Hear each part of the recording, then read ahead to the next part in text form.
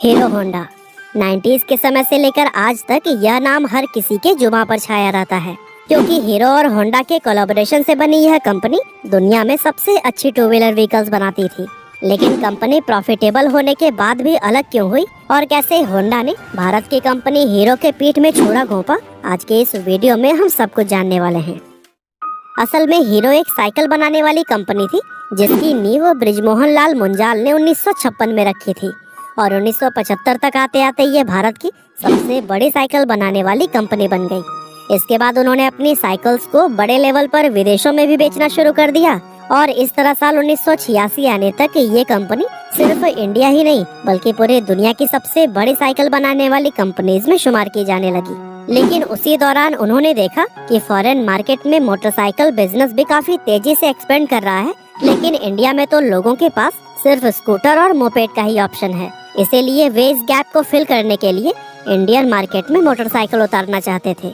लेकिन उस वक्त हीरो के साथ प्रॉब्लम यह थी कि उनके पास इंजन बनाने की टेक्नोलॉजी ही नहीं थी, जिसकी वजह से मोटरसाइकिल बनाना उनके लिए तो मुमकिन ही नहीं था। इसीलिए अपने इस प्लान को एक्शन में लाने के लिए उन्होंने किसी विदेशी कंपनी के साथ में कोलैबोरेशन करने के बारे में सोचा। अब उस वक्त भारत में लिबरलाइजेशन भले ही नहीं आया था, लेकिन उस टाइम गवर्नमेंट इंडियन कंपनीज को यह अपॉर्चुनिटी देती थी कि अगर वो चाहे तो किसी भी विदेशी कंपनी के साथ में टाई अप करके इंडिया में अपना बिजनेस एक्सपेंड कर सकते हैं। इसीलिए बृजमोहन लाल ने हीरो के थ्रू दुनिया की सबसे बड़ी मोटरसाइकिल बनाने वाली जापानी कंपनी होंडा के पास में अपना प्रपोजल भेजा। अब क्योंकि उस समय कोई भी विदेशी कंपनी भारत में डायरेक्टली अपना बिजनेस स्टार्ट नहीं कर सकती थी, ऐसे में इस प्रपोजल के जरिए होंडा को इंडियन मार्केट में एंटर करने का एक अच्छा मौका मिल गया, जैसे कि होंडा कंपनी खुद भी नहीं गंवाना चाहता था। इसलिए इन दोनों कंपनीज ने 1984 में एक दूसरे के साथ हाथ मिला लिया। हीरो और होंडा के बीच उस टाइम ये एग्रीमेंट हुआ था कि हीरो बाइक्स के लिए बॉडी बनाएगा और होंडा उसके लिए इंजन सप्लाई करेगा। इसके अलावा उन्होंने एक एनओसी भी साइन की थी, जिसके अकॉर्डिंग दोनों कंपनीज फ्यूचर में कभी भी एक दूसरे के मुकाबले में अपना कोई प्रोडक्ट लॉन्च नहीं करेंगे। और दोस्तों, दोनों ही कंपनीज इन कंडीशंस से सेटिस्फाइड थी, जिसके बाद से ये डील फाइनल हो गई और यहीं से हीरो होंडा की शुरुआत हुई। अब कागजी कार्यवाही पूरी करने के बाद से हीरो होंडा का सबसे पहला प्लांट हरियाणा में बनाया गया, जहां से हीरो और होंडा ने मिलकर तुरंत ही बाइक्स की मैन्युफैक्चरिंग करने स्टार्ट कर दी।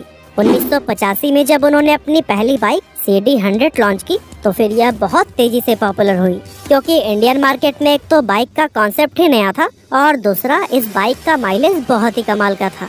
इसके अलावा उन्होंने अपनी बाइक को उस प्राइस सेगमेंट में लॉन्च किया था जो कि हर मिडिल क्लास फैमिली के लिए अफोर्डेबल हुआ करता था। साथ ही उन्होंने अपना मार्केट कैंपेन भी बहुत ही प्रभावी तरीके से तैयार किया था, जहां इनकी टैगलाइन थी fill it, shut it, forget it, यानी कि इसमें पेट्रोल फिल करके भूल जाइए।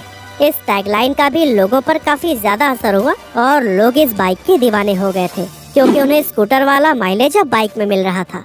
लेकिन उसी दौरान जापानी करेंसी में उछाल आ गया, जिसकी वजह से जितने भी स्पेयर पार्ट्स जापान से आते थे वो काफी ज्यादा महंगे होने लगे और हीरो होंडा को अपनी बाइक्स अफोर्डेबल बनाने में काफी दिक्कतें आने लगी। असल में यहाँ प्रॉब्लम यह भी थी कि उस वक्त हीरो होंडा के कई सारे कॉम्पिटिटर्स इंडियन मार्केट में आ चुके थे, जैसे सुजुकी, यामाहा, बजाज और टीवीएस।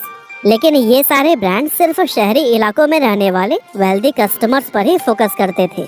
लेकिन वहीं अगर हीरो होंडा को देखा जाए तो उनका मेन फोकस इंडिया के मिडिल और लोअर मिडिल क्लास कस्टमर पर था, जो कि एक अफोर्डेबल सोल्यूशन चाहते थे। और यही वजह थी कि हीरो होंडा की बाइक सिर्फ शहरों में ही नहीं बल्कि पूरे भारत में ही सबसे ज्यादा सेल होती थी। और यही सब देखते हुए कंपनी अपनी बाइक्स का प्राइस नहीं बढ़ाना चाहती थी, यहाँ तक कि इसी की वजह से कंपनी को काफी लंबे अरसे तक लॉस का भी सामना करना पड़ा। लेकिन 1990 में जब डॉलर का एक्सचेंज प्राइस रेगुलेट हुआ तो फिर हालात थोड़े सुधरने शुरू हो गए और देखते ही देखते कुछ ही समय में हीरो होंडा एक बार फिर से अपनी बाइक्स पर प्रॉफिट कमाने लगा और अगले कुछ ही सालों में कंपनी का प्रॉफिट $10 मिलियन को भी क्रॉस कर गया, जो कि उस जमाने में एक बहुत बड़ा नंबर था। अब यहाँ तक तो चीजें ऊपर से काफी अच्छी नजर आ रही थी, लेकिन अंदर से सिचुएशन बहुत पहले से ही खराब होनी शुरू हो गई थी। दरअसल कंपनी के मैनेजमेंट में शुरू से ही कई तरह की प्रॉब्लम्स चल रही थी, जैसे कि होंडा तो अपनी बाइक्स अमेरिका और रूस जैसे डेवलप्ड कंट्री में सेल कर रहा था, लेकिन हीरो होंडा को होंडा की तरफ से फॉरेन में अपनी बाइक्स को सेल करने की परमिशन नहीं थी। यानी एक तरफ तो हीरो साइकिल मैन्युफैक्चरर के तौर पर उस समय दुनिया की सबसे बड़ी कंपनी थी, यहाँ तक कि Guinness book of world records में भी इनका नाम दर्ज था। वहीं दूसरी तरफ होंडा की वजह से वो अपनी बाइक्स फॉरेन मार्केट में सेल नहीं कर पा रही थी। असल में इंडिया के बाहर हीरो होंडा को सिर्फ नेपाल, भूटान और बांग्लादेश जैसी आसपास की कंट्रीज तक ही अपनी बाइक को एक्सपोर्ट करना अलाउड था, जिसकी वजह से हीरो कंपनी इंटरनेशनल मार्केट में जो पोजीशन चाहती थी वो उसे नहीं मिल पा रही थी। अब एक तरफ तो होंडा काफी तेजी से ग्रो कर रहा था, लेकिन वहीं दूसरी तरफ हीरो एक लिमिटेड स्पेस में सीमित होकर रह गया था, जिसकी वजह से इन दोनों कंपनीज के आपसी रिश्ते खराब होने लगे। इसके अलावा कॉन्ट्रैक्ट के अकॉर्डिंग हीरो बाइक्स की बॉडी बनाती थी और होंडा इंजन। अब अगर हीरो को अपना बिजनेस एक्सपेंड करने के लिए अलग भी होना पड़ता तो फिर वो ऐसा नहीं कर सकते थे, क्योंकि वो इंजन के लिए पूरी तरह से होंडा पर ही डिपेंडेंट थे। हालांकि अब हीरो को ये समझ आ चुका था कि अगर उसे होंडा से अलग होना है तो फिर खुद इंजन मैन्युफैक्चर करना ही पड़ेगा। इसीलिए उसे हीरो होंडा से अपने हिस्से का जितना भी प्रॉफिट मिलता था वो उसके एक बड़े हिस्से को इंजन बनाने में खर्च करने लगा, जिसकी वजह से होंडा और हीरो के बीच में दरार और भी ज्यादा बड़ी हो गई। अब जैसा कि इन्होंने कोलैबोरेशन के टाइम एनओसी साइन किया था कि ये एक दूसरे के मुकाबले में कभी भी बाइक्स नहीं लॉन्च करेंगे, लेकिन होंडा ने इसके खिलाफ जाकर साल 1999 में इंडिया के अंदर अपनी एक separate company Honda motorcycle and scooter India start कर दी और फिर उसी प्राइस सेगमेंट में ही बाइक्स लॉन्च करना शुरू कर दिया, जिसमें पहले से ही हीरो होंडा की बाइक्स मौजूद थी।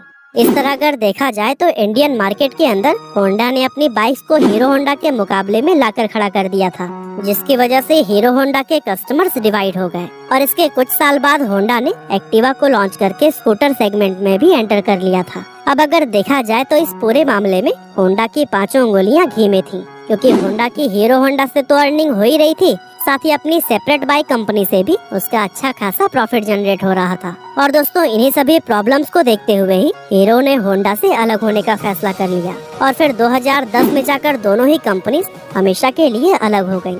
हीरो होंडा में इन दोनों कंपनियों के 26% शेयर थे, जिसके चलते होंडा मोटर्स ने अपने हिस्से के सारे 26% शेयर हीरो कंपनी को ही बेचने का फैसला किया। और दोस्तों, हीरो कंपनी के प्रमोटर ब्रजमोहन मुंजाल ने होंडा के ये शेयर्स 1.2 अरब डॉलर्स में खरीदकर अपना खुद का कारोबार हीरो मोटोकॉर्प के नाम से आगे बढ़ाया।